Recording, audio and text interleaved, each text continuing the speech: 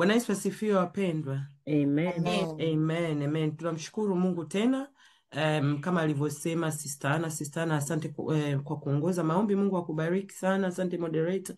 Mungu awabariki wote watenda kazi. Tunaanza kitabu kipya cha kitabu cha Samueli.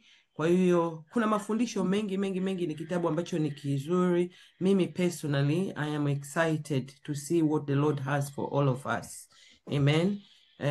Mungu ni mwaminifu na mwema na anataka tujifunze kitu fulani katika msimu huu. Amen. Kwa hiyo nitaenda kuanza kwa just introduction, short introduction ya kitabu cha Samueli. Sitatumia muda mrefu. Kwa hiyo kitabu cha Samueli kama tunavyojua ni vitabu viwili, kitabu cha Samueli wa kwanza na Samueli wa pili, ambayo hivi ni sehemu ya Agano la Kale. Na hiki vitabu ni kipindi cha mpito cha taifa la Israeli kutoka utawala wa waamuzi hadi kuanzishwa ufalme. Hapa katika kitabu cha Samueli ndipo tutakapoona kwamba kwa mara ya kwanza wana wa Israeli wanaanza kutawaliwa na mfalme, lakini kabla ya hapo walikuwa wanatawaliwa na waamuzi, na mwamuzi wa kwanza kama tunakumbuka alikuwa ni Musa. Kwa baada ya Musa kufa wakatokea waamuzi wengine kina Joshua. Lakini tulipofika kitabu cha Samueli sasa, Samueli akawa mwamuzi wao. Lakini ikafika point wakasema no, wewe unakufa, hatutaki sisi tena kudani kwa sababu watoto wako hujawalea vizuri, sisi tunataka mfalme. Kwa hiyo mwandishi wa kitabu cha Samueli sio Samueli peke yake. Kwa hiyo kitabu pamoja kunakuwa kinaitwa Samueli, lakini Samueli ameandika chapter chache tu. Ni manabii wengine nao wamehusika katika kuandika, na nabii Nathan na nabii Gadi wameandika hiki kitabu. Kwa hiyo tutakapoanza Samueli wa kwanza sura ya kwanza mpaka ya 7 imeandikwa na Samueli ambaye alikuwa ni mwamuzi na nabii wa Mungu. Alafu tunapoenda sura 8 mpaka 15 tutaenda kuangalia kuanza kwa ufalme wa Sauli. Baadaye tutaenda kuangalia Daudi anavyoinuka mpaka. Kwa hiyo tunajua kuanguka kwa Daudi ni kuinuka kwa Sauli. Kuinuka kwa Daudi ni anguko la Sauli. Baadaye tunaona katika tutakapomaliza kitabu cha Samueli wa kwanza, kitabu cha Samueli wa pili ni kuhusu ufalme wa Daudi, jinsi ambavyo unaimarishwa. Baadaye tutaangalia dhambi, toba na matokeo, na mwisho kabisa sura za mwisho za Samueli wa pili sura 21 mpaka 24 tunaangalia miisho ya ufalme wa Daudi. Kwa hiyo hii ndio brief ya kitabu hiki cha Samueli, mambo ambayo tutaenda kuangalia, na kwa ufupi tu tutaona jinsi ambavyo kweli kuna mafundisho mengi muhimu ambayo kwa msaada wa Roho Mtakatifu tutaweza kuyachukua na kwenda kuyatendea kazi. Amen. Kwa hiyo chapter ya leo, hii chapter ya kwanza tutaenda kuangalia tu mstari wa kwanza mpaka wa 14, lakini kwa sababu kuna mambo mengi sana nimeigawa katika sehemu mbili, na sehemu ya kwanza ni mstari wa kwanza mpaka wa 8. Na neno la Mungu linasema, palikuwa na mtu mmoja wa Rama Msufi wa nchi ya milima ya Efraimu, jina lake akiitwa Elkana mwana wa Yerohamu mwana wa Elihu mwana wa Tohu mwana wa Sufu Mwefraimu. Naye alikuwa na wake wawili, jina lake mmoja akiitwa Hana na jina lake wa pili akiitwa Penina. Naye huyu Penina alikuwa na watoto, lakini Hana hakuwa na watoto. Na mtu huyo alikuwa akikwea kutoka mjini kwake mwaka kwa mwaka ili kuabudu na kumtolea Bwana wa majeshi dhabihu katika Shilo. Na wale wana wawili wa Eli, Hofni na Finehasi, makuhani wa Bwana, walikuwako huko. Hata siku ile ilipofika, Elkana alipotoa dhabihu kumpa mkewe Penina sehemu, akawapa na watoto wake wote waume kwa wake sehemu zao. Lakini Hana humpa sehemu mara mbili, maana alimpenda Hana ingawa Bwana alikuwa amemfunga tumbo. Ila mwenzake humchokoza sana hata kumsikitisha, kwa sababu Bwana alikuwa amemfunga tumbo. Mstari wa 7, tena mumewe akafanya vivyo mwaka kwa mwaka, hapo yule mwanamke alipokwea kwenda nyumbani kwa Bwana, ndivyo yule alivyomchokoza. Basi kwa hiyo yeye akalia asile chakula. Elkana mumewe akamwambia, Hana, unalilia nini? Kwa nini huli chakula? Kwa nini moyo wako una huzuni? Je, mimi si bora kwako kuliko watoto 10? Amen. Kwa hiyo tutaenda kuangalia ni mafundisho gani ambayo tumeyapata, tumesaidiwa, Mungu amezungumza nasi katika mioyo yetu, kati ya verse 1 to verse 8. Narudisha kipindi kwa moderator. Amen. Amen. Basi karibuni tuchangie chochote ulicho nacho ambacho Roho ameongea na wewe. Tunyooshe mikono tuende kwa haraka kusave time. Karibuni.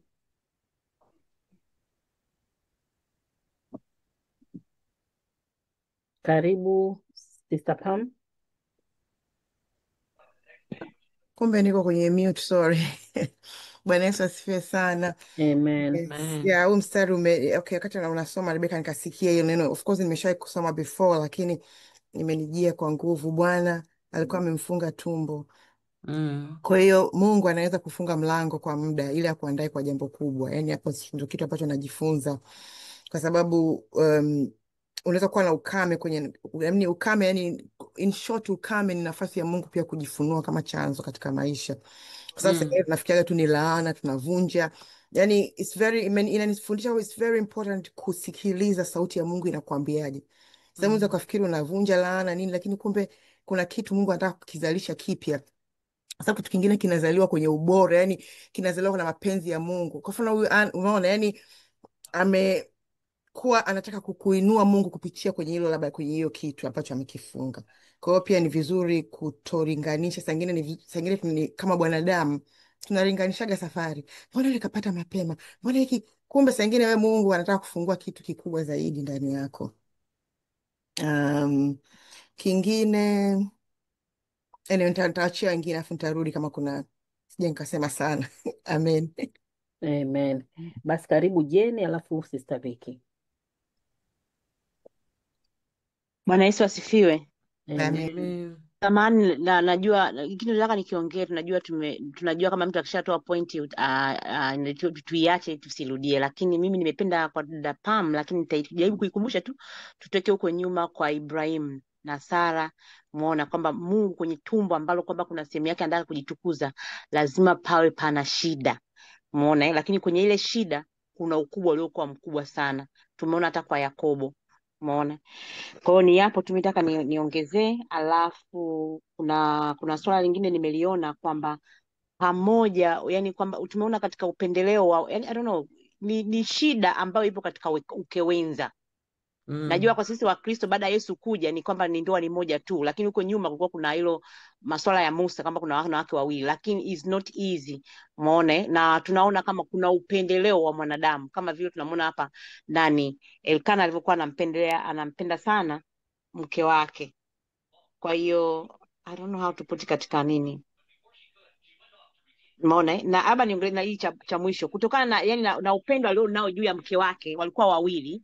Umeona, lakini hapa anaona moyo wake, mbona yani unakataa kula, ndio kilichote. Kwa hiyo anaona kwamba yeye kwamba sio bora ndani hiyo tumbo, lakini kiuhalisia mwanamke hata afanye nini, kwamba uzao kwake ni kitu kina count sana. Umeona, lakini kwa vile mwanamume yeye anaona kwamba is a nature of a man, kwamba mimi am first priority, lakini kwa mwanamke bado anaona bila kuzaa kitamaduni, kimoyo, kiimani, kwamba kwa mwanamke ile ndio urithi wake, ile ndio thamani wake. Sasa hapo nataka niongee katika hata damu na nyama, ninaongea katika sitoki, natoka kwenye kiroho. Ukiangalia asili ya mwanamke kumvumilia mtoto wake, angekuwa na uwezo wa kumvumilia mume wake, kusingekuwa na divorce nyingi. Mimi naomba niishi hapo, nitarudi tena. Amen. Karibu Sister Victoria, umejimute, alafu Sister Anne. Barikiwa Sister Jen. Bwana Yesu asifiwe. Amen. Na mimi mchango wangu hauko mbali sana na waliotangulia. Mstari wa 5 na wa 6 ninaangalia hiyo pain alikuwa anaenda through Hana. Kuna vitu vingine Mungu anaviruhusu for a reason, for a purpose, kwamba pamoja na kwamba alienda yote hayo, lakini mwishoni huko ndo tunakujaga kuona matokeo, kwa nini nilikuwa naenda through this. Lakini kama mwanadamu unaweza ukajiuliza, huyu ndo mcha Mungu, huyu ndo mpiga pawa, huyu ndo mke lakini unamwangalia huyo mwingine aliyekuwa anamchokoza, afu hilo neno la kuchokoza ni kwa Kiswahili limeandikwa vizuri, lakini ukisoma Amplified Bible Version inasema provoke. Soma NLT inasema she was making fun of her, au mahali pengine inasema tease her, au sometimes inasema miserable. Unajua mtu anakumake unakuwa miserable, unajua ni kitu ambacho unaishi na mtu wa hivyo kila siku, yani anakufanyia hivyo.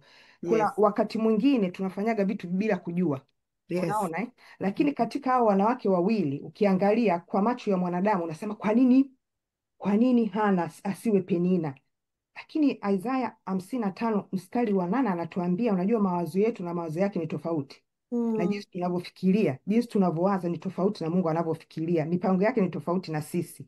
Lakini pia katika hao watu wawili, mimi nilikuwaga na marafiki wawili, nilishare katika review wakati tunajifunza mmoja ana mtoto, mwingine hana, lakini sijui anafanya for a purpose, sijui anafanya makusudi. Unajua ile kutizi mtu mwingine, sio lazima akwambie we una mtoto, ni 24/7 kuanzia asubuhi. Nikikutana na hao watu wawili ilinikera to the point nikamwambia, wewe, tukiwa tunakutana na huyu, punguza hayo mambo ya mtoto wako. Mtoto kafanya kuanzia asubuhi mpaka jioni unaongelea mtoto. Unajua huyu hana mtoto na ana believe God for a child, unajua. Kwa hiyo sio lazima mtu aongee kwamba wewe una mtoto, lakini vitu atakavyokufanyia ni vitu vya Waswahili wanasema vitimbi. Ngoja niishie hapo na wengine waendelee. Amen.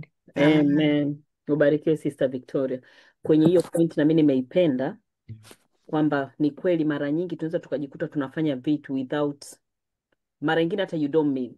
Lakini kwa hapa ina maana we have to learn kuwa sensitive, kwa sababu mara nyingine hiyo mfano nao utoa, I did the same. Nilikuwa na watu wawili hivyo, walikuwa wenyewe hawajapata watoto, lakini wao walikuwa na very good marriage, ambazo kila saa wewe unamsikia my husband ameni drop this morning nini. Lakini kumbe nimejifunza kwamba unaweza ukakuta kwamba mwingine ana kitu fulani anakosa kingine, na wewe una kitu kingine unakosa kingine, alafu unakuwa Penina wa mtu. Kwa hiyo mimi nilikuwa nakuwa Penina bila kujua, kwa kumposti mwanangu kwenye Facebook. Kwa sababu kipindi hicho mimi I was happy kwamba ni mtoto wangu, akivaa akipendeza tu kidogo nampiga picha. Kwa hiyo wakawa wakiona tu Facebook, kwa vile ni marafiki zangu, unasikia she posted again. Umeona? Mpaka nilipokuja kurealize kwamba okay, kumbe nilikuwa namposti mtoto sana na wakera wengine. Kwa hiyo tumuombe Mungu atusaidie na sisi tusiwe mapenina. Karibu Sister Ana. Amen. Hallelujah. Bwana asifiwe. Amen. Mimi naiona from a different angle. You need a Penina in your life and not an Elikana. Kwa sababu ukipewa Elikana ambaye anakupa zawadi, anakubembeleza, without Penina utasonga mbele. Imagine kusingekuwa na Penina afu unakuwa na huna mtoto, mume anakupeti vile I love you. There's no way you'll tarry before God upate mtoto. Kwa hiyo katika maisha sometimes it is important to have a Penina ili kufanya wewe karibu na Mungu, utafute uso wa Mungu. Na Ana is through persistence, akija na ule uchungu wa kunyanyaswa na kuteteswa na mke mwenzie, ndio ulifanya Mungu afungue, kwa sababu ilibidi yani atari before God ili mtoto azaliwe. Kwa hiyo as much as inauma, lakini unahitaji kina Penina katika society ili kuweza kupasua through ukapate jibu la maombi yako. Bwana Yesu asifiwe. Amen. Okay. Mmenyosha kwa mara ya pili, basi Mimi hapa nimenyosha. Jane karibu. Naomba tu ili tusave time na ili tupate sana, najua is very good. Kama topic tumeshaiongea au point tumeshaziongea, naomba tusizirudie sana ili tuende vizuri. Basi utakuja Jane, then Sister Pam, then Sister Kanan. Karibuni. Bwana Yesu asifiwe. Mimi nakwenda kwenye mstari huu wa 3. Nilikuwa najaribu kuangalia Shilo, yani neno Shilo. Kama nilivyolielewa, kama niko tofauti kuna mwingine atanielewa vizuri. Shilo ni sehemu tulivu. Kwa hiyo tunaweza kuona tu kama Shilo ni kama mlima, watu wengine wanaendaga mlimani, yani sehemu kupata ule utulivu wa kuongea na Mungu. Kwa hiyo na nimependa kwamba pamoja na yote kwamba alikuwa na muda wa kwenda Shilo huko kwenye utulivu na kumwabudu Mungu wa majeshi na kumtolea dhabihu. Sasa kutoa dhabihu na yenyewe ina maana yake. Kuna dhabihu ya wewe mwenyewe, yani muda yani kuinvest time kwa wewe as your body ni dhabihu. Alafu kuna dhabihu vile vile ya sadaka kama alikuwa anapewa na mume wake.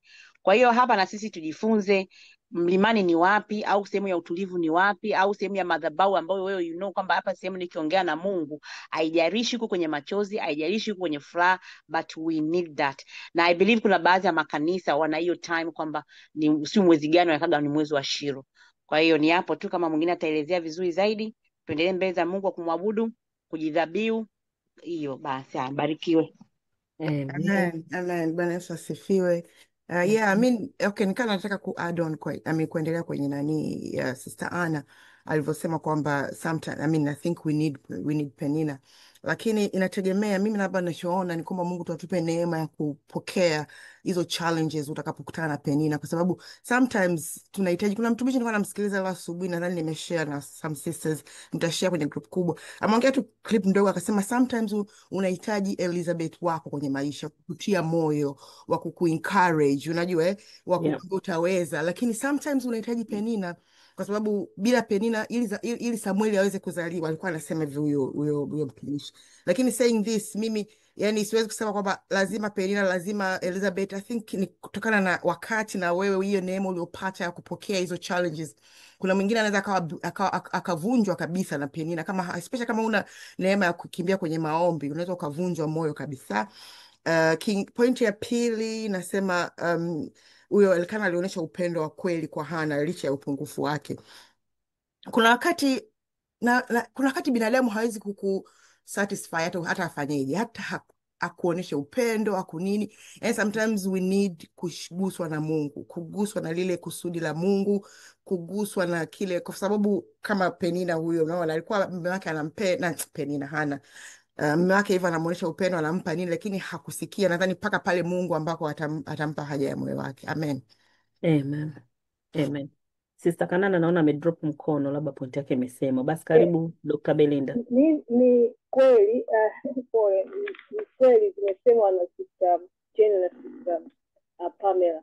Ni hiyo katika upendo, kwa sababu tunaona anamtolea, anasema kwamba anawapa kutoa dhabihu, anawapa na wao, sio yeye mwenyewe tu anajitolea, na wao pia alikuwa anawajali. Kwa hiyo tunaona kuna upendo fulani ambao unaendelea hapa.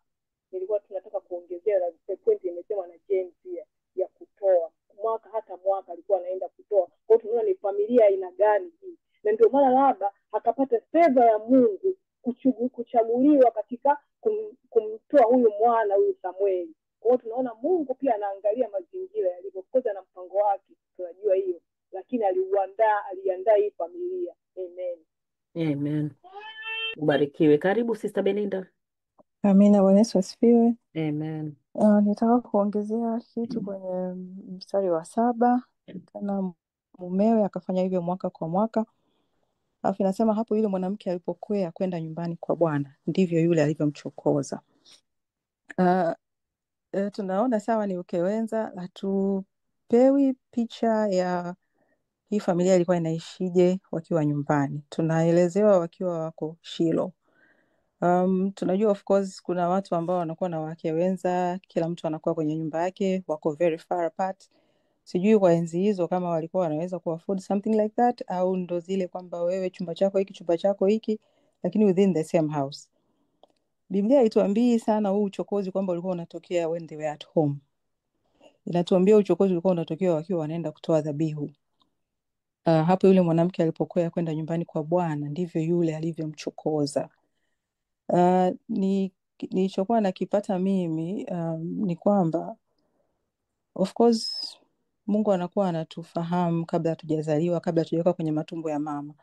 So kwenye spiritual world Mungu alikuwa pamoja na huyo mwovu, alikuwa anafahamu kuhusiana na huyu mtumishi wa Mungu ambaye atapitia kwa Hana. Pamoja na kwamba Bwana alikuwa amelifunga hilo tumbo at that point in time, kama ambavyo wengine walikuwa wameshare.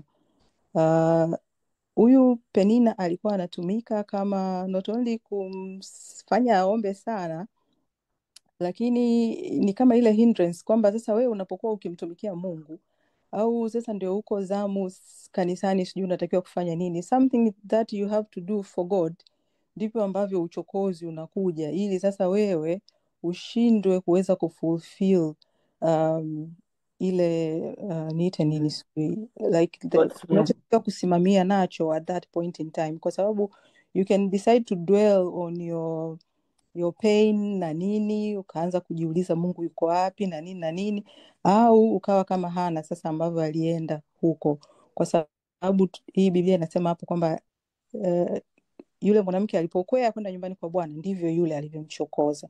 So that's where nilikuwa naona hiyo kwamba kumbe sometimes uchokozi unaweza ukakujia.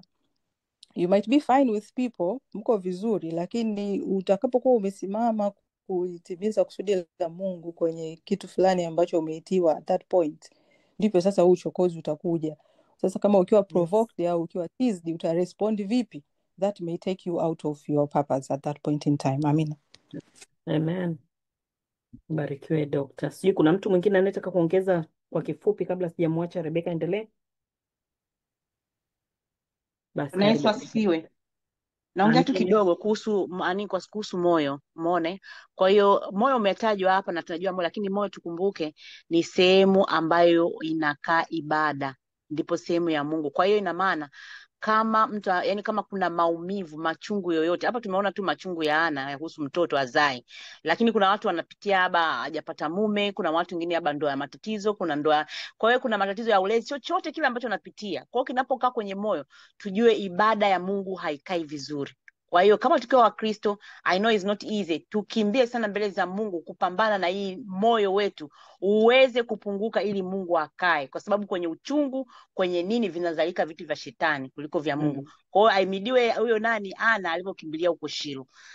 Aya, mbarikiwe, ni hilo tu. Amen. Basi karibu Rebecca uendelee na Mungu akubariki.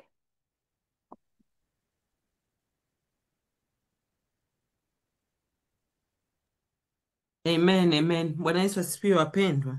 Amen. Amen. Amen. Asanteni sana kwa michango yenu mizuri sana na mambo mengi mmeongea, ninakubaliana nayo. Sasa mimi nitaenda kuangalia jinsi ambavyo Mungu amenisaidia kuangalia. Katika huo mstari wa kwanza tumeona jinsi ambavyo tunakuwa introduced kwa huyu mtu anaitwa Elkana. Tunaambiwa ni mwana wa Yerohamu, mwana wa Elihu, mwana wa Sufu. Kwa hiyo ni muhimu kwanza tumjue huyu, kwa sababu ni baba wa Samueli. Kwa nini Biblia mara nyingine inatupa genealogy ya mtu? Ndio kitu muhimu sana ambacho tunatakiwa tujue. Elkana hapo mwisho ukiangalia wanasema kwamba alikuwa ni Mwefraimu, lakini ukienda kwenye Mambo ya Nyakati, ni kitabu ambacho kinaandika koo za watu wametoka wapi. Huyu hakuwa Mwefraimu, alikuwa ni Mlawi.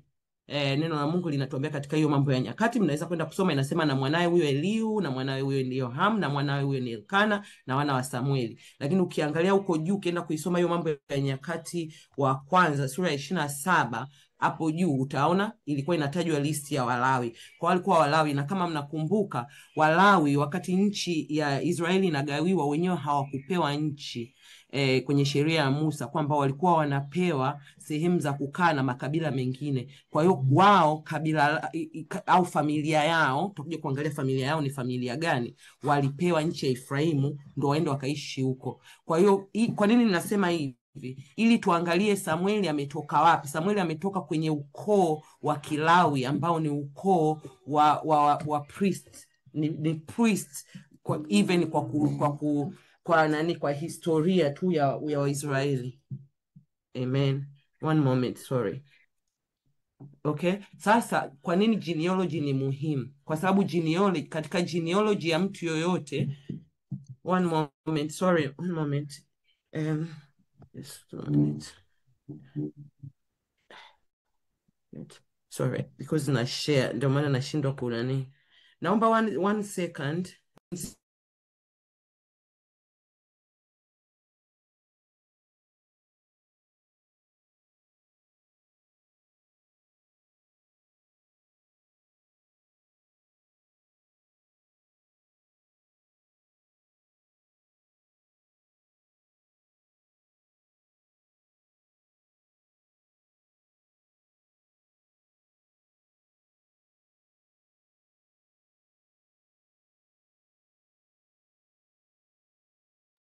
Okay, sorry wapendwa.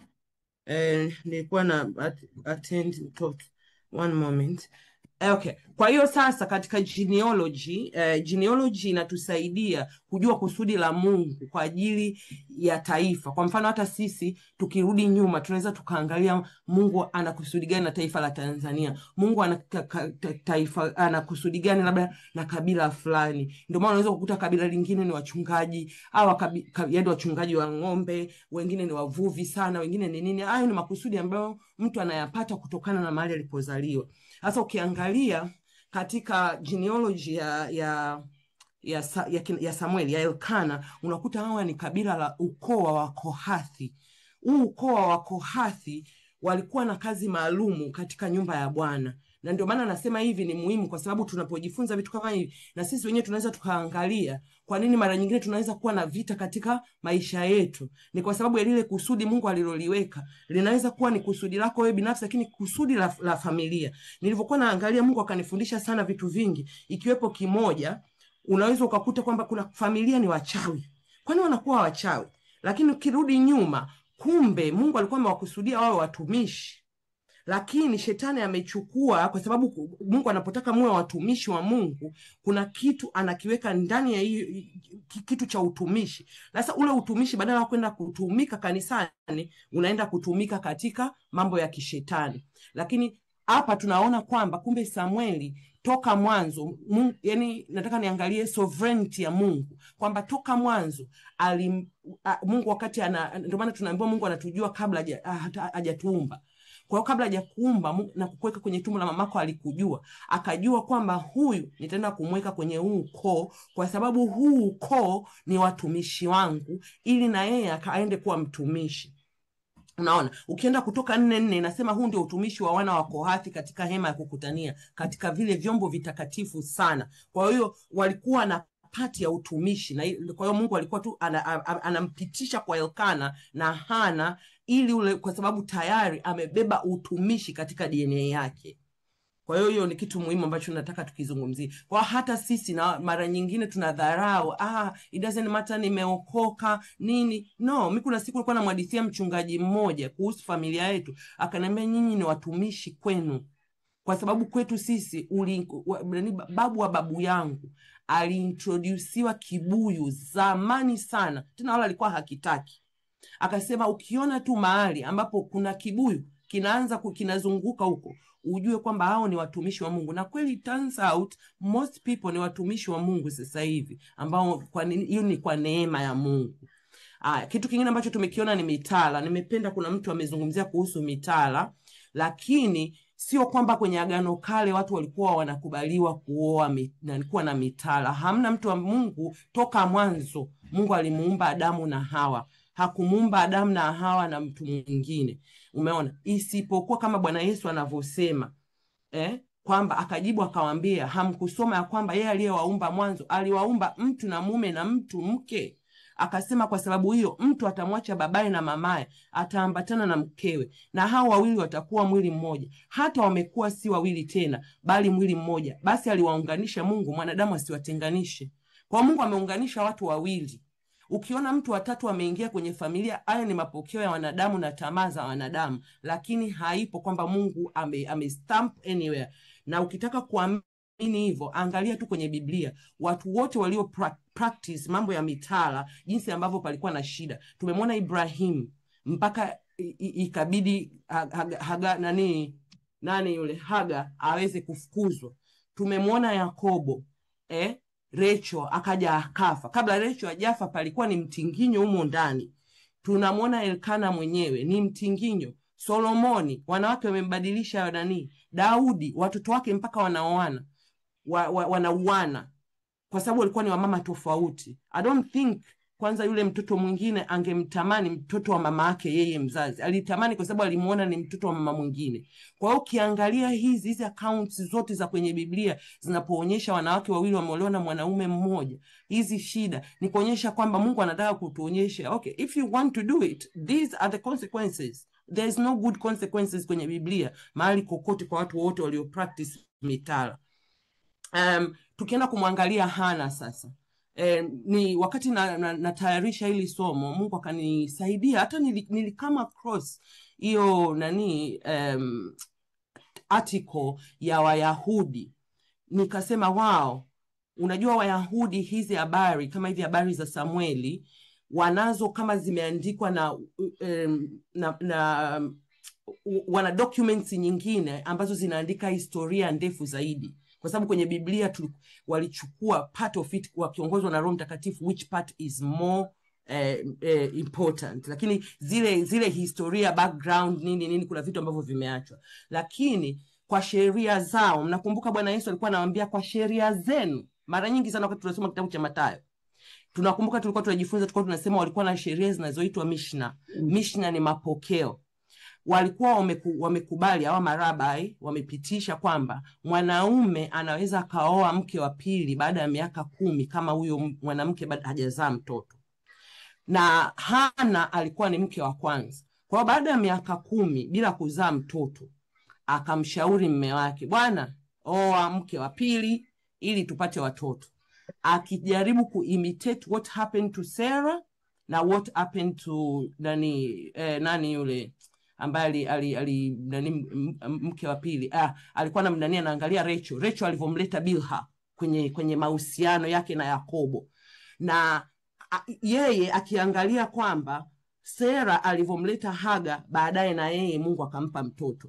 Rachel na yeye alivyomleta Bilha, na yeye Mungu akampa mtoto. Kwa hiyo Penina akaolewa, Penina akazaa mtoto.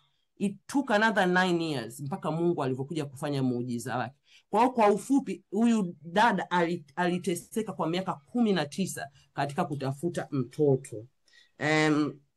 Sasa mara nyingi mimi nilivyoiangalia hii ya watoto, nimeona kwamba tunaweza tukazungumzia kweli katika swala la nani huyu Hana, mtoto kama mtoto, lakini hata sisi, hata kama tuna watoto, kuna kitu fulani katika maisha yetu kinaweza kikakosekana. Kitu chochote. Inaweza kuwa wewe una mtoto, huna mume, au una mume, huna kazi, au una kazi, huna bia. Yani kuna kitu tu Mungu ndio ametuumba hivyo ili tuweze kumtafuta angalau kwa kupapasa. Kuna kitu ambacho we are all looking for. Lakini kwenye swala la watoto, kama alivyosema Sister Victoria, we need to be careful, kwa sababu neno la Mungu linatuambia katika Zaburi 127, tazama wana ndio urithi wa Bwana, uzao wa tumbo ni thawabu. Kienda kwenye English inasema children are the gift from the Lord. Kama ni gift huwa inapewa, sio kwamba ninastahili. Ni anayetoa ndio ananiona mimi kwamba let me gift Rebecca with kids, let me gift Rebecca with this, let me gift Sister Anna na hiki. Kwa hiyo yule ambaye hana, hatutakiwi kumbeza, kwa sababu ni zawadi kama zawadi nyingine, na hiyo inaweza kuwa kwenye area nyingine yote ya maisha. Mwingine kama nilivyosema inaweza kuwa sio mtoto. Kwa hiyo kwa kifupi, kama mimi napenda Yohana 3:27 inavyosema, hawezi mtu kupokea neno lolote isipokuwa amepewa kutoka mbinguni. Kwa hiyo sisi, je, tunawaonaje wale watu ambao hawana kitu ambacho sisi tunacho? Chochote tu, jiangalie katika maisha yako. Kitu wewe unacho, mwingine anacho, wewe unamuonaje? Yaani kama vile Penina alivyokuwa anamtreat Hana. Lakini je, na wewe ambaye sasa huna hicho kitu, unajionaje? Kama ambavyo Hana alikuwa anajiona kama amepungukiwa. Je, alikuwa analaumu kwamba kwa vile Penina amekuja kwenye maisha yake au nini? Kwa hiyo what is our attitude tunapokuwa sisi ni kina Penina, tunacho kitu wengine hawana? What is our attitude tunapokuwa sisi ni kina Hana, hatuna kitu alafu tuna mtu ambaye anacho, na huyo mtu anakilingishia doli mbele yetu? Sasa kitu kingine ambacho nataka tukiangalia katika verse 3 ni tabia. Kuna mtu ameizungumzia hapo. Neno la Mungu linasema, na mtu huyo alikuwa akikwea kutoka mjini kwake mwaka kwa mwaka ili kuabudu na kumtolea Bwana wa majeshi dhabihu katika Shilo. Mimi nimependa kitu hichi sana, kwamba Elkana alifanya hiyo ni tabia yake, na hii tabia kama kiongozi wa familia akaifanya kwamba familia yote lazima twende kumwabudu Bwana, na kwa wakati huo walikuwa wanaenda mwaka hadi mwaka. Kwa nini mimi nikakaa nikajiuliza, hivi kuna tabia gani ambayo tumejijengea ambayo inakuza mahusiano yetu sisi binafsi na Mungu. Yani kama Elkana mahusiano yake yeye na Mungu ameyakuza ile tabia kwenda kwenda kumtolea Mungu na kutembea mbali vile. Ni tabia nzuri, lakini vile vile ameiambukiza katika familia yake. Kwaona sisi tunaweza tukakaa tukajitafakari ni kitu gani ambacho tunakifanya kwa Mungu ambacho kinakuwa mpaka ni sababu kwa familia zetu na wao kuiga hivyo hivyo. Umeona? Kingine ni hiyo Shilo aliyoizungumzia sister Jane. Shilo ni mahali ambapo mkutano wote wa Israeli walikuwa wanakutana, na hii ilikuwa ni wakati wa aliyeianzisha hii ni Yoshua, kwamba watu wakutane huko kwa mwaka, na ilikuwa ni wakati wa Pasaka, wanaenda wanakutana huko. Kwa hiyo ilikuwa ni kama watu wanavyoenda Israeli sasa hivi kuhiji, ilikuwa ni wakati wa kuhiji, na wao walikuwa waaminifu sana katika kufanya. Na tukumbuke kwamba kuna mara nyingine huyu alikuwa anaenda kama mtumishi, walikuwa wanawekeana zamu kutumikia katika hekalu Elkana. Amen.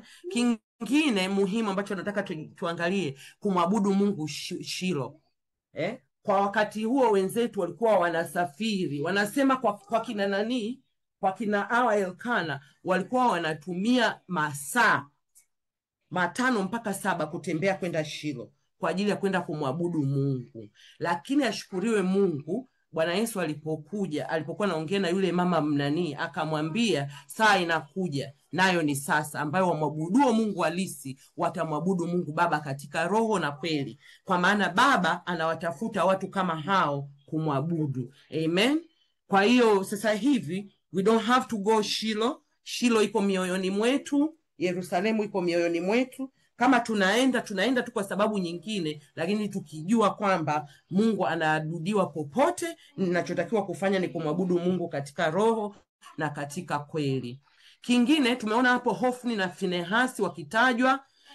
Kitu kidogo kimenitisha ni kwamba wote tunajua habari za Hofni na Finehasi ambayo tutaenda kuiona huko mbele. The reason nataka niongelee leo ni kwa sababu hatutaona tena huu mstari. Neno la Mungu linasema katika mstari wa 3, linasema Hofni na Finehasi walikuwa makuhani wa Bwana. Hii imenitisha kidogo, kwamba saa nyingine tunaweza tukaona watumishi wa Mungu wanafanya mambo ya ajabu sana, kwa sababu wao walikuwa wanafanya mambo ya ajabu, tutakuja kuona huko mbele. Lakini neno la Mungu linawarecognize kwamba wale walikuwa ni makuhani wa Bwana, walikuwa ni makuhani wa Bwana. Kwa hiyo ni nini maana yake? Tunajifunza, jamani, tuwaache watumishi wa Mungu wameajiriwa na Bwana ndio anajua, na tutaona hawa Bwana atakavodili nao, mshahara watakaopata kutoka kwa bosi wao. Kingine muhimu, kuna mtu amezungumzia jinsi Hana alivyopendwa na mume wake, lakini ndio kile Bwana Yesu alisema, hakuna mtu awezaye kutumikia mabwana wawili, including ndoa. Amna mtu ambaye anaweza kuwa na mke wawili ukasema eti nawapenda wote na watreat wote. The only reason huyu alioa mke wa pili ni kwa sababu mke wake alikuwa hapati watoto. Tumeona utasa, Sister Pamela amezungumzia, ni kweli mara nyingi sana wa Afrika wanadamu tunapenda kudakia haraka, yani tuna majibu ya haraka kwenye kila kitu. Na ninapozungumzia utasa, sizungumzii utasa wa mtoto tu, inaweza kuwa utasa wa aina yoyote. Kuna wengine wana struggle with poverty, kuna wengine wana struggle with kukua katika wokovu, wengine wana struggle kitu chochote kile, mtu anaweza kustruggle. Na unaweza ukakuta mtu, especially ngoja nizungumzie hii ya kiroho kwa sababu mimi I counter a lot katika kanisa letu. Unakuta watu wanalalamika kwamba yule ameokoka siku nyingi lakini yuko vile vile. Unajuaje kama yuko vile vile? Yuko vile vile hakui only kwa sababu labda mtu hafanyi kazi kwenye kanisa, labda afundisha, afanye nini, afanye zile vitu ambavyo watu wanamuona. Lakini how do you know anafanya vitu nyuma? Lakini point ni kwamba chochote kila ambacho mwingine ana struggle nacho, let's not conclude it's not our place. Kumbe neno la Mungu linasema ingawa Bwana alikuwa amemfunga tumbo. Kwa mtu anaweza kuwa amefungwa. Na ukiona kwamba kama Mungu anaweza akafunga, adui na yeye anaweza akafunga. Kwa kuna wengine wamefungwa na Bwana, kuna wengine wamefungwa na adui. Na wanahitaji maombi, wanahitaji msaada wa kiroho. Lakini kama tunavyojua kwa wakati huo walikuwa wanaamini hiyo ni laana. Kwa sababu walikuwa wanaamini ule mstari unaosema utalaniwa uzao wa tumbo lako na uzao wa nchi yako, wa maongeo ya ng'ombe wako na wadogo wa kondoo zako. Ukienda kusoma hii Kumbukumbu la Torati 28 hapo juu inazungumzia kwamba usipoisikiliza sauti ya Bwana. Kwa hiyo nadhani watu wengi huwa wanajaji wakimwona mtu hana hiki kwamba ni kwa sababu ya hiyo. Lakini vile vile unaona huu mstari jinsi unavyoonyesha kwamba tunaweza tukawa na utasa kwenye nchi, tunaweza tukawa na utasa kwenye kazi zetu. Lakini Mungu ni mwenye rehema na huruma. Amen. Amen. Haya, sasa kitu kingine ambacho mimi nimekiona ni kwamba mara nyingine tunapoona vitu kama hivi vimetupata, tunapokuwa sisi ndio kina Hana, tunaweza tukafika mahali tukawa ni watu wa kuuliza, kwa nini mimi? Nimempenda Hana kwa sababu hakuwa mtu wa kuuliza kwa nini mimi. Umeona? Sasa kuna mstari ambao nimeuona na ni wakati nasoma hiyo article ndio nikaona wameuzungumzia huo mstari, kwa nini Hana alipita hapo. Na huo mstari uko katika Mithali 27:21. Inasema, karibu ni kwa fedha na tanuru kwa dhahabu, na mtu hujaribiwa kwa sifa. Kiswahili haijaongea vizuri, lakini ukienda kwenye Kiingereza KJV inasema, as the fining pot for silver and the furnace for gold, so is a man to his praise. Kwa hiyo ina maana wewe ukiwa silver utapita tu kwenye moto, lakini ukiwa gold utapita kwenye furnace. Na ndivyo hivyo tunavyotofautiana. Sasa mara nyingine mtu anaweza kuwa anapita kwenye moto mkali sana, afu anaangalia wengine wanaopita kwenye moto mdogo dogo, anasema kwa nini mimi napita kwenye huu moto mkali na mimi ningepita kwenye moto ule mdogo. Lakini kumbuka wewe ni dhahabu. Kwa hiyo nataka tujitie moyo wapendwa. Mtu yoyote, najua wote, hakuna hata mmoja, with no exception here, wote tuliokutana na wote tunausikia, kila mmoja wetu anapita mahali. Unapopita hapo, jaribu angalau ukumbuke basi umstari Proverbs 27:21 kwamba mimi I am gold. That's why I have to go through the furnace for me to become a vessel that is fit for the king, because the king, amna king anaitaka silver bwana, king anatumiaga gold. Kwa hiyo tujipe moyo wapendwa tunapopita hapa. Kwa hiyo ina maana Mungu ameangalia sifa zako akakuona wewe unafaa kabisa kupita hili, na kwa sababu Mungu yupo pamoja na wewe utashinda zaidi ya kushinda. Amen. Kingine ambacho huwa tunajiulizaga, kwa nini mimi? Kuna majibu yako mengi, lakini ya kwanza kama nimesema unazo hizo sifa, lakini cha pili inawezekana kuna kitu ambacho kinatakiwa kuzaliwa kupitia hilo jaribu unalolipitia. Inawezekana sio kama Hana alikuwa azae mtoto. Mimi na wewe tunaweza kuwa tunazaa huduma, tunaweza kuwa tunazaa character mpya, tunaweza kuwa tunazaa faith, tunaweza kuwa tunazaa biashara, tunaweza kuwa tunazaa kitu fulani ambacho Mungu amekiweka ndani yetu kabla hata hajatutoa tumboni mwa mama yetu. Kwa sababu neno la Mungu linasema, nilikuwa na usoma huo Yeremia 1:5 juzi hapa, Mungu akawa amenifunulia kwamba anasema nilikujua kabla sijakuweka tumboni mwa mama yako. That's when God knew me. Lakini anasema nikakutakasa ukiwa tumboni mwa mama yako, alafu amekutakasa, alafu akakuchagua kuwa nabii. Kwa hiyo ina maana uchaguzi na utakaso unafanyika tumboni mwa mama. Sasa nikiwa pale tumboni mwa mama, wakati Mungu ananitenga na kunipa huduma fulani na kunipa kitu fulani pale tumboni mwa mama, ili nitoke nacho, ninakuja nacho, huo ni mzigo ambao Mungu ameuweka ndani yangu. Kwa hiyo kile kitu lazima kizaliwe. Kitazaliwa vipi nikikaa kwenye mazingira ambayo niko comfortable? Hamna mtu anayezaa, sisi wote wengi hapa ni wamama, hamna mtu anayezaa kirahisi kwamba uamke asubuhi tunamke jamani kitoto iko hapo, jamani nimezaa. Hamna. Lazima struggle 9 months of carrying the baby, and then hizo wengine wanakuwa na uchungu hata wiki nzima au wiki mbili. Lakini kitakachozaliwa kama yani kinavyokuwa strong, na wale wanaozaa watoto wakubwa wanajua, wanaozaa watoto wakubwa it's harder than wanaozaa watoto wadogo. Kwa hiyo Mungu tujitie nguvu, tujitie moyo. Luka 1:35 Elizabeth mamake Yesu aliambiwa, kwa sababu hicho kitakachozaliwa kitaitwa kitakatifu. Wapendwa, tuna vitakatifu ndani yetu ambavyo inabidi vizaliwe. Kwa hiyo usiulize kwa nini mimi. kwa sababu umebeba kitakatifu ndani yako. Kingine, kwa nini inakuwa ni mimi na sio wewe na sio yule? Ni kwa sababu hicho kilichozaliwa kinatakiwa kuishi kutimiza kusudi. Tukumbuke tayari huyu mtoto ambaye Hana anatakiwa azaliwe, tayari Penina yupo kwenye maisha ya Hana. Adui anasubiri huyo mtoto azaliwe. Kama atakuja kumpa, atataka ampe sumu, atataka amfanye nini, amkwamishe, lakini adui tayari yuko in your vicinity. Mtoto wako hawezi kuzaliwa hivi hivi bila maombi ya kumlinda. Nilivyopewa huo mstari wa Yeremia 1:5, nikakumbuka nikasema, ndio maana kule Afrika mtoto anapozaliwa ndio anafanyiwa matambiko. Yale matambiko yana maana gani? Yale matambiko yanabadilisha kusudi la Mungu. Wenzetu Wayahudi siku ya 8 walikuwa wanampeleka mtoto kumnani kwa Mungu, kumweka wakfu kwa Mungu.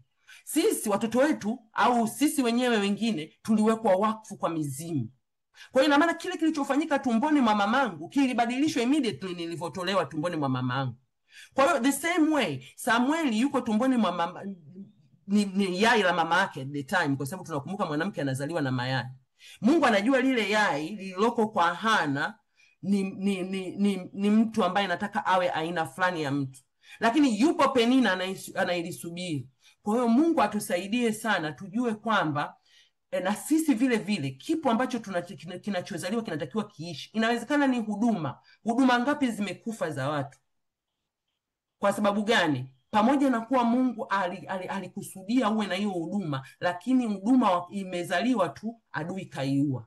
Biashara inazaliwa tu, adui anaua. Ndoa inazaliwa tu, adui anaua. Watoto wamezaliwa ndio wanaishi, lakini hawana mafanikio ya aina yoyote. Kwa nini? Adui kaua au karibu au kachinja. Kwa sababu ndio maana Hana ilibidi apitie hapo, apite kwenye shule ya kuomba na kukiombea kitakatifu. Nilipokuwa nasoma hizo accounts, nitakuja kuzungumzia wiki ijayo, hiyo sala ambayo Hana ameomba mpaka leo Wayahudi wanaiomba. It's deeper than ambayo sisi tumewekewa kwenye Biblia. It's very deep. Aliomba with sincerity, lakini there were specifics ambazo aliziomba na kuprofesy ambavyo vilikuja kutokea kwa mtoto wake.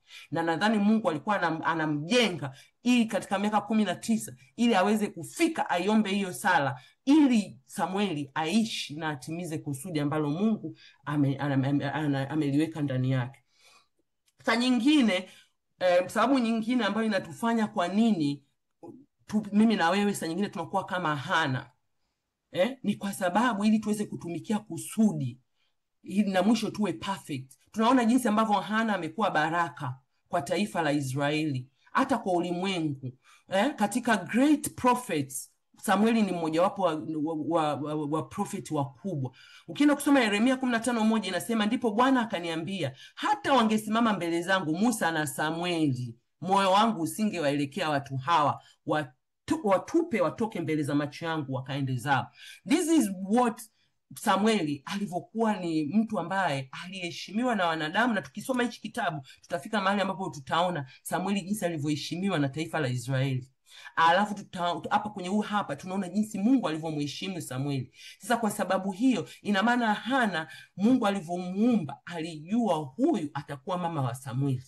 Kwa hiyo lazima aishi na kumzaa Samueli. Kwa hiyo lazima apite kwenye ile, la sivyo kama alivyosema Sister Ana, Elkana akiendelea kumpetipeti, Samueli asingezaliwa. Na au angezaliwa, Penina angemmaliza. Na kingine muhimu sana ambacho hata mimi na wewe tunaweza tukapita maisha ya Hana, ni kwa sababu watu wengine waje jifunze kama sisi leo tunavyojifunza. Nimezungumzia hapo kwamba Wayahudi wanaitumia hiyo sala ya Hana wakiwa katika matatizo ya utasa. Na nazungumzia utasa, wanauzungumzia hata wao, sio utasa tu wa watoto. Wanazungumzia unapokuwa unfruitful in any area of your life, they use that specific sala. kwa kuwa yote yaliyotangulia kuandikwa yaliandikwa ili kutufundisha sisi, ili kwa saburi na faraja ya maandiko tupate kuwa na tumaini. Kwa hiyo mimi na wewe tunaweza tusiandikwe kwenye Biblia, lakini sisi tunaweza kuwa Biblia za watu wengine, kama Sister Victoria mara nyingi huwa anazungumzia hizo. Tunaweza kuwa vidania wengine, tukawa msaada kwa wengine kwa lile tulilolipitia. Sasa utasa katika jamii mara nyingi watu wanaona ni laana na nini na nini. Tunaona hata katika kitabu cha nini tulivyokuwa tunasoma, hatujakisoma, Luka 1:25, Elizabeth alikaa muda mrefu sana kupata mtoto, lakini siku Mungu mfungua tumbo lake akasema, hivi ndivyo alivyonitendea Bwana katika siku zile alizoniangalia, ili kuniondolea aibu yangu mbele ya watu. Mara nyingi utasa unasababisha aibu nyingi, na inawezekana kama nilivyosema, inaweza kuwa utasa wa aina yoyote ile, lakini unasababisha aibu. Lakini tujue kwamba Mungu wetu ni wa rehema. Kwa hiyo kama walivyowatendea hawa watumishi wa Mungu ambao wanashuhudia matendo yake, naamini kabisa hata sisi tukiamini na kumwendea Mungu kwa unyenyekevu, Mungu ataweza kutufungua. Kwa hiyo kulikuwa na watu wengi tu kwenye Biblia ambao nao walipitia utasa. Sara miaka 25, Rebeka miaka 20, Hana miaka 19, Raheli, wote hawa, Elizabeth mpaka amefikisha karibu miaka 90 huko 90 mingapi, wote hawa, lakini Mungu alifanya. Na ni katika hii Luka ndio unapokuta kwamba nothing shall be impossible with God. Kwa tumwamini Mungu, nothing shall be impossible katika aina yoyote ya utasa. Penina na Hana, nimemsikia Sister Pamela na Sister Anna na Sister Pamela wamezungumzia kuhusu, mmoja anasema we need to have Penina in our lives, mwingine anasema no, we don't have to have Penina in our lives. Kiukweli mimi nasema we have to have Penina in our lives, kwa sababu Penina sio lazima awe mwanadamu. Penina inaweza kuwa ugonjwa kama ilivyokuwa kwangu. Ugonjwa unakuchokoza, ugonjwa unakutesa, ugonjwa unakuaibisha, ni Penina huyo. Penina inaweza kuwa ni kutokuwa na mafanikio katika sehemu fulani ya maisha yako, unahangaika, huo kitu kuna wakati Mungu alikuwa amenipa neema ya kuweza kuangalia maisha yangu, na kwa kila mara nikilala naona jinsi ambavyo ulimwengu wa roho, kuzimu, wanacheka maumivu yangu wakati naumwa. Kwa hiyo nikajua, kwa hiyo mimi nimekuwa kicheko, nimekuwa kitu cha kuchekesha. Kwa hiyo Penina ni kitu chochote, lakini look what the Lord has done through ugonjwa ambao nimeupitia. Kwa hiyo it's true we need Penina. La sivyo tutakaa, na kweli mimi labda nisingeumwa, labda ningekuwa duniani huko na zagara tu, hata kusudi la Mungu nisingeweza kulifikia. Umeona? Lakini cha muhimu cha kujua, je, sisi sasa tunavompata yule Penina, na nimesema sio lazima awe mwanadamu. Na nakubaliana na Sister Joyce, na yeye amezungumzia kuhusu Penina, na Sister Victoria, it's true sometimes we can be Penina kwa watu wengine. Lakini vile vile tuna react vipi tunapokuwa na Penina wetu? Neno la Mungu linatuambia katika Wakorinto, waraka wa pili wa Korinto sura 10 mstari wa 3, maana ingawa tunaenenda katika mwili, hatufanye vita kwa jinsi ya mwili. Tunamuona tumemwona Hana anachokozwa. Je, alitakiwa afanye nini? React. Nadhani wengi wetu leo tungeweza kumwambia, kwanza mimi ndo nimekuleta katika hii ndoa, una shukrani, sijui nini. Lakini neno la Mungu linasema alikuwa tu akilia. Lakini hata hiyo bado ni silaha tu ya mwili. Na nakumbuka wote, yani jamani, kama hujapita hiyo sehemu, lazima utapita siku moja. Sehemu ambayo tajaribu linakuja, wewe unalia tu. Lakini nilikuja kujifunza kwamba kulia hakunaga jawabu. Yani Mungu hajibu kilio. Yani wewe utalia, utaacha kula, utafanya nini, utakaa na njaa, hutaona jibu. Mpaka siku utakapochukua hatua ambayo tutaiona Ana anaenda kuichukua. Mstari wa 8 unamzungumzia nani huyo? Elkana akijaribu kumtia moyo mke wake. Umeona? Mimi imenishangaza sana. Nimejifunza kitu kikubwa sana, kwamba shida yoyote ulionayo, jamani, hata shida kama hiyo ya mtoto, si wote wawili, lakini mwenzake kama vile haimuhusu. Mara nyingi na mara zote Mungu anaweka mzigo kwa mtu mmoja. Yani when God wants to deal with you, anakupa wewe huo mzigo. Hata mume wako mke wako unayelala naye kitanda hiki kimoja hawezi kuelewa, ingawaje hiyo shida ni yenu.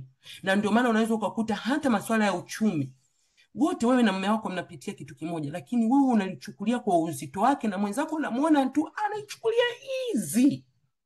Kwa nini? Kwa sababu tumeumbwa kwa makusudi tofauti tofauti. Ina maana wewe unaisikia mzigo, kuna kitu Mungu anataka ukifanye ili mpate kutoka hapo. Na usimkasirikie mtu ambaye haubebi mzigo kama wewe unavyoubeba mzigo. Mimi nimefika mahali nimegundua kwamba hata umwelezeje mtu kitu kilichoko moyoni mwako, ndio kama wewe anamuuliza kwa nini moyo wako una huzuni, kwa sababu ni moyoni. Huyo hawezi akaona, anaweza kaiona huzuni tu kupitia mwili wangu kwamba moyoni nina huzuni, lakini kwa nini? Saa nyingine hatuna hata majibu ya kumwelezea yule mtu kwamba kwa nini hichi kitu yeye anakichukulia so lightly, kwa nini kinakunani. Lakini cha muhimu wapendwa, mimi nimejifunza kwamba never blame anyone in your life, kwa sababu saa nyingine Mungu anawapofusha wale wasione ule uchungu ili wewe umtafute Mungu. Kwa hiyo usije ukamkasirikia mtu, kamlaumu mtu, kasema hawana upendo, hawajali, yani mimi na go through this, they don't care. No, kwa sababu Mungu anataka umtafute wewe, umtafute yeye mwenyewe na sio upate manania watu. Lakini namshukuru Mungu kwamba pamoja na faraja aliyokuwa anapewa na mume wake haikutosha, kwa jinsi ambavyo mzigo mkubwa Mungu aliokuwa ameweka ndani ya Hana, ile faraja ilikuwa haitoshi kabisa. Nimependa Sister Pamela umezungumzia hiyo kwamba jamani, kuna faraja nyingine hatuwezi kuipata kwa wanadamu. Na najua kabisa Elkana alikuwa na nia nzuri ya anataka mke wake aridhiki, ingawaje kwenye zile accounts nilizosoma wanasema kwamba Elkana, nadhani ni translation ya Biblia, wanasema Elkana alikuwa ana quote Exodus 20 verse 5, nadhani verse 2 or verse 5, ambapo Mungu anasema kwamba mimi ni Mungu wako. Yani kama kuelezea kwamba ni Mungu, the Lord, imetumika neno the Lord, kwamba I am your Lord, the Lord God. Kwa hiyo alikuwa anamkumbusha huyo kwamba je, huyo Mungu wako sio enough kwako wewe kuliko watoto 10 ili huyu aweze kwenda mbele za Mungu. Nadhani muda umepita, tumetumia tu hiyo mpaka mstari wa 8. Sasa sijui tunafanyaje, tuendelee mpaka mstari wa 14 ambao tutakimbia sana, au tuendelee wiki ijayo? Yani ile somo la leo liko very powerful. Mimi nadhani tuendelee wiki ijayo. Hata mimi nataka kusema hivyo kwa sababu tutarush alafu tutakosa uondo kama wa leo. Amen, amen. Basi wapendwa, kama kwa hizi dakika 2-3 kama kuna mchango mwingine au kuna point ambayo imesemwa imebadilisha mtu alivyokuwa anaona, au kuna kitu chochote tena Mungu amekugusa, labda tukaribishe hicho. Ninarudisha kwa moderator. Amen. Amen. Mimi mwenyewe najifunza kitu, nitakuruhusu pamoongee baada ya dakika moja. Najifunza kitu kwamba neno linavyokuja kama hivi, it's very very powerful, linatufundisha. Na kweli mara nyingine haina sababu ya kusema tukimbie tu kwa sababu tunataka tuseme tumemaliza Biblia yote.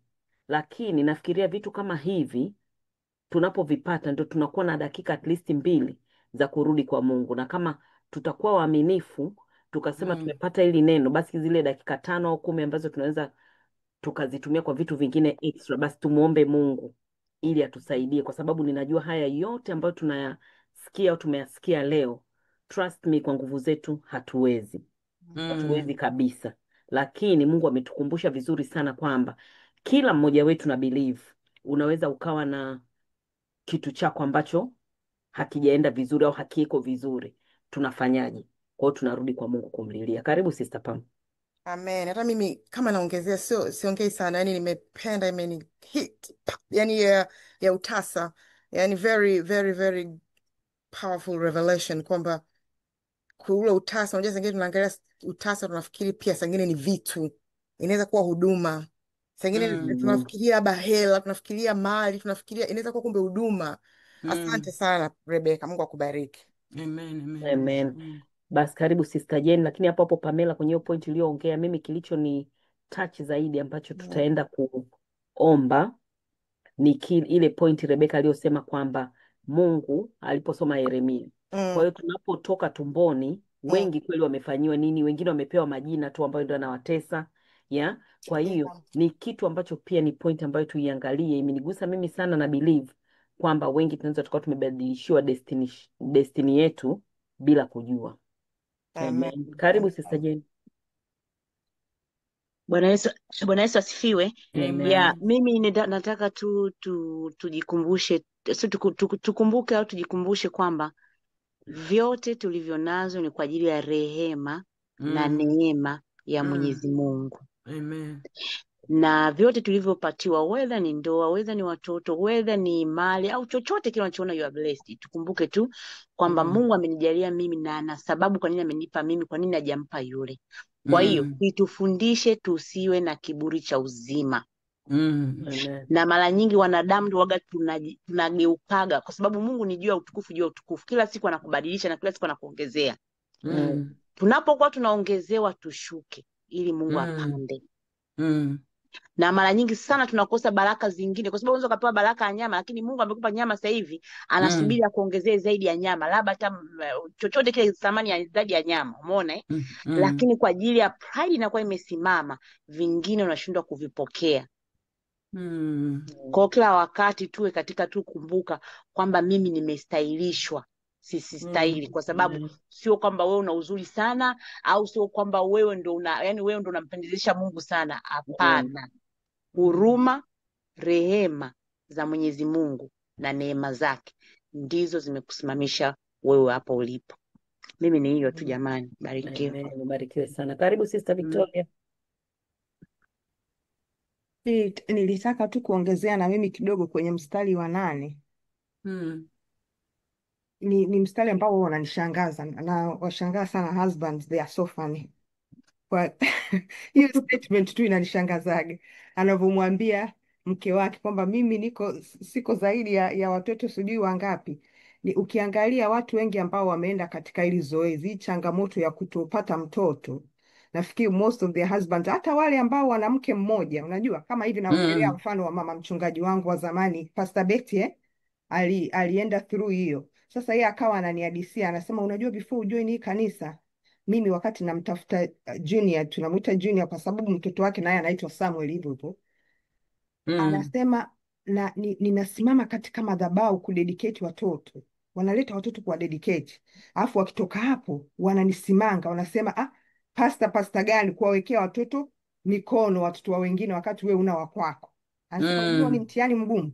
Akasema lakini Mungu aliniwezesha, naendelea kupiga pawa, lakini siku ya siku wakati ninamwambia mume wangu kwamba sitokufa barren, ananiambia ninakupenda hivyo hivyo, hata usipopata mtoto ni sawa tu, mimi tutakufa wote, ninakupenda.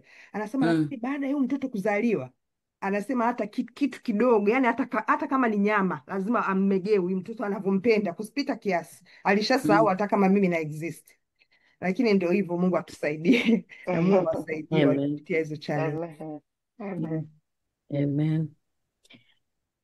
Jeni bado umenyosha mkono?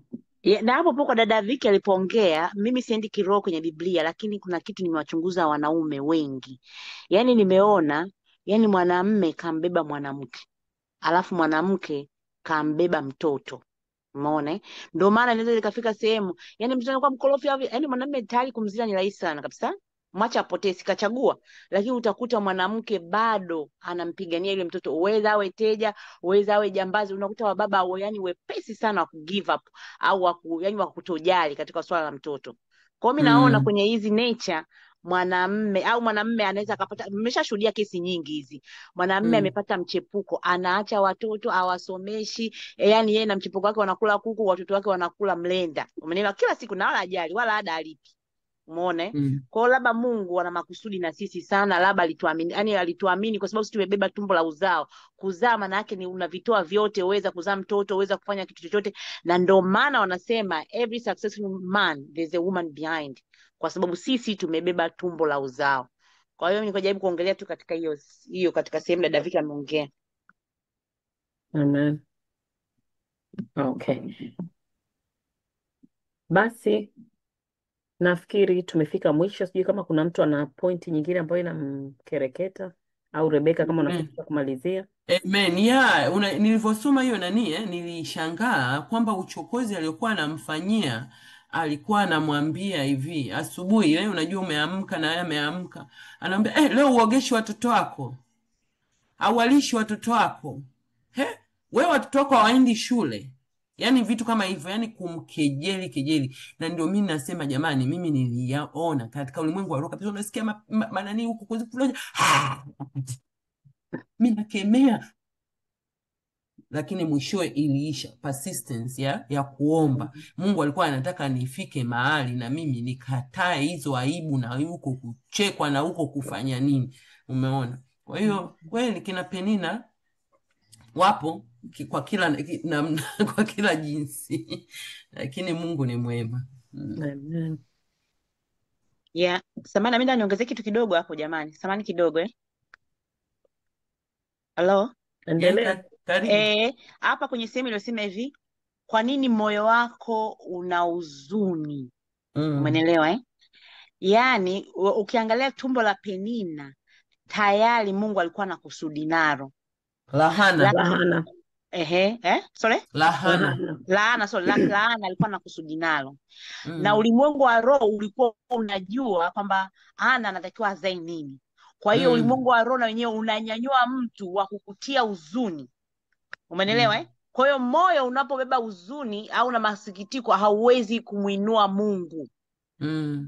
Na wengi sana ukiangalia kunapobeba huzuni wa moyo ni kwenye kulalamika, kwenye kukimbilia mambo mengine, ni mpaka kama vile dada Pam aliposema upate neema ya kumkimbilia Mungu.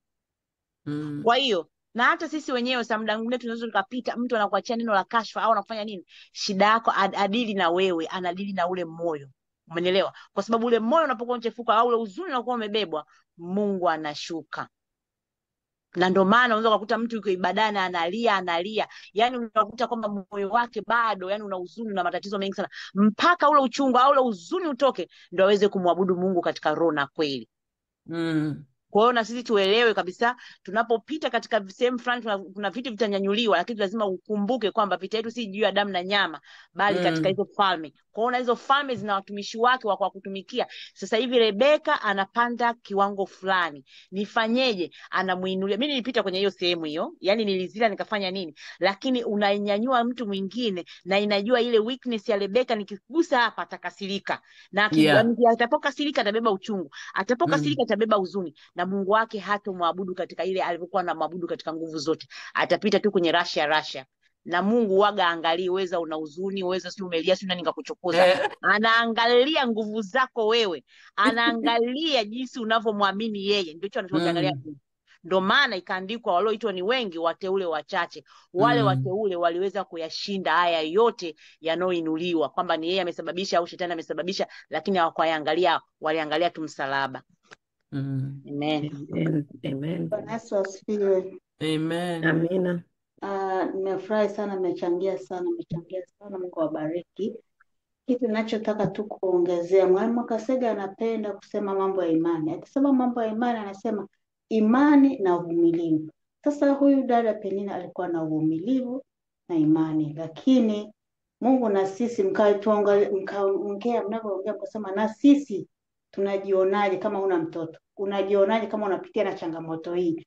Kitu kikubwa ni kuwa na uvumilivu na kumuomba Mungu, kwa imani unapata. Amen. Amen. Na mimi naomba nichangie kidogo. Karibu. Yaani Mungu hana upendeleo. Tunaona hapa anambariki hata Penina.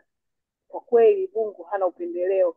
Cha muhimu ambacho najifunza zaidi ni kwamba tunahitaji kumpenda Mungu. Tunaona alifikisha mambo yote ili hanafikia ile stage ya kwamba sasa anampenda Mungu. Zile baraka zinazokuja. Kwa sababu hata watoto ni baraka. Unaona? Tunamwona Penina alipata baraka. Lakini Mungu anataka sisi tumjue yeye kwanza. Tumpende Mungu kwanza. Hicho ndio kitu cha muhimu. Ndio maana anasema anafanya kazi na wao wale wanaopenda. Kwa hiyo tunahitaji kweli tunapojifunza ile kujua kwamba zaidi ya yote, zaidi ya baraka zote ni yale mapenzi yetu na Mungu. Amen. Amen. Na mimi naomba kuongea hapo mara moja. Yaani ni hivi, nimependa pointi yako Sister Kanana, kwa sababu hiyo na mimi nilikuja kujifunza wakati ndio nimekuwa diagnosed, naambiwa sijui yani nasubiri figo sipati, lakini kila siku unasikia kuna mtu kapata. Kuna siku nilazwa wodi, na unaona shetani anavyoweza kukucheka. Nikalazwa wodi, vitanda vijapatikana kwenye wodi ya kawaida, nimelazwa wodi ya watu wa transplant. Wodi nzima watu wamefanywa transplant. Wewe uko pale na mwingine anakuambia mimi hata dialysis kwanza. Yani nimeitwa. Unasema jamani. Sasa afu ukimwangalia hamjui Mungu wala nini. Mungu akani humble kwamba nisione kwamba I'm entitled. You see, walokole mara nyingine tunajiona tuko entitled. Yani kama ukimwangalia huyu Hana, angeweza kusema mbona mimi namwabudu Mungu? Mbona mimi natoa sadaka? Mbona mimi umeona? Yeah. Lakini Mungu angalia hivyo.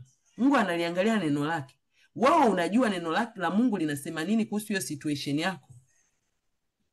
Ndio utakapotoka. Lakini ukianza kulia, yani nimefananisha Mungu anavyofanya kazi sawa na sheria na mahakama. Siwezi kwenda mahakamani nalia tu, mahakamani jaji namlilia, haya unalia nini?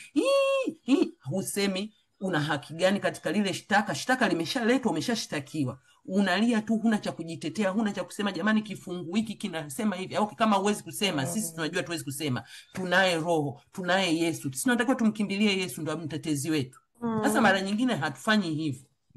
Haleluya. Haleluya. Na hapo mtumishi alichosema Sister Rebecca, tuna hiyo sana. Hata mimi nilikuta kuna kipindi yani unaombea wenzio, unakuta wenzio wanajibiwa majibu haraka, wewe bado huku tunahangaika. Leo unambandika mkono, anakuja na testimony. Mtumishi nimefanikiwa. Mtumishi nimeona wengi, hata ndugu zangu, I think nilikuwa naongea na Pam. Wote tulikuwa tunaombea, Mungu amewajibu. Wote huyu mtoto amerudi shule, tukafanya wewe bado unakaa unamuuliza Mungu inakuaje? But then at the end, as you have said, kwamba for me it's a wake up call, kwamba why am I counting myself as righteous before them? Wanavuta sigara, wanakunywa pombe, luxurious, wanaishi maisha fulani, afu wewe ndio unafanya kila siku uko nyumbani kama Hana. Mungu anakuambia bado wakati wako bado, you have to tarry. Kingine ambacho nimejifunza mtumishi, ambacho umekisema very powerful. Unajua tunapofikiria mimba ya Hana, kama ulivyosema profesa, kwamba unafikiria mimba, usifikirie tu mimba in literal sense. Mimba could be anything. Mimba could be anything. Na Mungu anaweza akaiharibu, Mungu anaweza akahold ili tu kwamba apitishe kusudi lake. Lakini kama mfano mtu mzuri ni Elizabeth. Nilijifunza mahali, nilikuwa nasikiza mtumishi anasema kwamba Elizabeth ilibidi afungwe tumbo ili Mungu asubiri nani? Wakati wa Yesu. Kwa hiyo alikaa muda mrefu mpaka akawa mzee. Mungu anasema amna bwana, utasubiri tu na kipiti kingine kabla ya cha kwangu. Ili tu azaliwe Yesu. Au Yohana Mbatizaji. Anataka kuzaa nani? Ndio akaja mimba ndio ikakubali ili tu wazaliwe wapishane na Yesu miezi mitatu si mingapi wamepishana.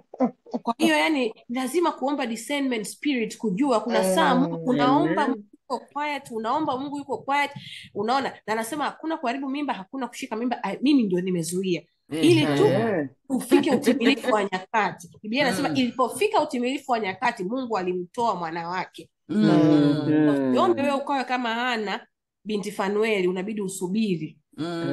Maana Mungu alimuondolea mume wake akamkalisha madhabahuni miaka 84 kama widow ili tu atari for Jesus. Usiombe. Unajua hiyo point na Sister Anna, watu wengi tunaisahau kwamba even Jesus watu walitari for him. Akaua mume wake, Mungu aliondoa akamfanya kuwa widow kwamba ufocus on utakaa madhabahuni. Hallelujah. Amen. Hallelujah. Mungu ni mwema. Naamini Mungu anatupenda sana. Na ndio maana kwa kusema ukweli tusiangalie matatizo tulionayo. Na kingine, mimi kitu kimoja ambacho siku zote huwa najiuliza, mara nyingine nashangaa, mara nyingine najirudi, mara nyingine nashindwa kujifundisha hata mimi, ni kwamba tatizo letu sisi wanadamu tunaangalia vitu vya mwilini kufikiri ndio baraka. Lakini tutakapoachana na hivi vitu vya mwilini, sijui watoto, sijui husband, sijui kazi, sijui kitu gani, tukaangalia vile vya rohoni ambavyo ndio tutadili navyo for the rest of our life, yani forever, nawaambia hakuna tatizo lolote ambalo tunaweza tukaliona au tukawa nalo likatutikisa. Hakuna. Yes. Kwa sababu tukivichuchumilia vile vya rohoni, ina maana tutamsikia Mungu kwa karibu, tutajua, na hivi vitu vyote utakapoambiwa stop, utastop. Na ndio maana mara nyingine vitu vingine vinakuja kama bomb pap. Unakuta mtu tunaingia ile kufanya kuzima moto, maombi ya zima moto, tunajua yale. Sasa ndio tuombe na tunang'ang'ania kama Mungu tunataka sasa hivi. Haya tuliyoongea kwamba kuna time ya Mungu. Kama tumeshaomba na kama tumeomba vizuri na tumeamini na imani zetu ziko kwa Mungu, jamani, we shouldn't worry. Mimi naamini hiki kitabu Mungu ametupendelea ili tujifunze kwa Yes. time. Basi najua tukisema tuanze kuomba tutaomba sana, lakini katika yote ambayo tumeongelea, naomba Sister Pamela utupeleke mbele za Mungu, uombe kwa ujumla kadri Roho atakavyokuongoza Nataka kuongea. na Amen. ufunge kabisa. Karibu. Amen. Samahani, naomba tuongezea hapo ulivyosema tunaangalia vitu vya kimwili. Yaani imenihii tunashindwa hata kueleza. Yaani hivyo utasa tunaangalia kimwili. Na hivyo vitu yaani nataka kuongezea hivyo vitu vinaweza kaja kimwili lakini bado ni huduma. Yaani kwa sababu ndio inaweza kuwa ni huduma. Kwa mfano Samuel alikuja alikuwa ni huduma tayari. Alikuwa anaangaliwa ni mtoto anakuja, lakini mtoto anakuja kwa ajili ya kazi ya Mungu. Kwa hiyo hata kile kitu kama ni huduma kimekuwa hakipatikani maishani mwako, ndio unaweza kusema bali ni hela. Inawezekana hiyo hela kwa ajili labda ya kufinance kingdom of God. Inawezekana hiyo hela sio kwa ajili, ilikuwa sio kwa ajili yako, ilitakiwa izaliwe ili ije ifanye huduma kwa ajili ya huduma za Mungu, ya kazi ya Mungu. Hamna, asante. Kwa hiyo nashukuru sana. Thank you so much Rebecca, Mungu akubariki sana kwa haya mafunuo na namshukuru Mungu sana. Mimi ni stop. Tunamshukuru Mungu, ni mwema, ana kusudi na kila mmoja wetu. Napenda sana kushiriki katika kujifunza neno la Mungu. Mpendwa, kama utapenda kumpokea Yesu awe Bwana na Mwokozi wa maisha yako, na kukaribisha uombe sala ifuatayo. Baba wa mbinguni, asante kwa upendo wako na rehema zako, na kujia katika jina la Yesu Kristo. Nakiri kuwa mimi ni mwenye dhambi na naomba msamaha wako. Ninaamini kuwa Yesu Kristo alikufa kwa ajili ya dhambi zangu na akafufuka ili nipate uzima wa milele. Namkubali Yesu Kristo kuwa Bwana na Mwokozi wa maisha yangu. Ingia moyoni mwangu na unifanye upya. Nisaidie kufuate siku zote za maisha yangu. Asante kwa kunipa wokovu kwa neema. Amina.